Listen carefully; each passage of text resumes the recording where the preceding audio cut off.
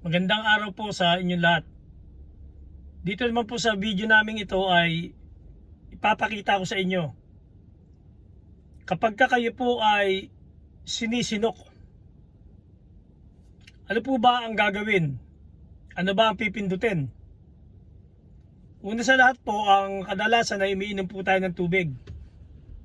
Pwede po yun, baka mayroon tayong nakabara dyan sa ating lalamunan, o yung sinasabi ng iba na nagnakaw daw ng itlog, kaya daw sinisinok. Ganito po yan mga kababayan. Pagka kayo po ay sinisinok, ay dito po sa dulo ng inyong kilay, pindutin nyo lang po yan 3 to 5 minutes. Tapos ito po, itong gitna ng ilong natin, itong malambot na bahagi, yan. So pipindutin lang po natin sila ng 3 to 5 minutes, yung tatlo na yan. Ito pwede nyo na pagsabayin.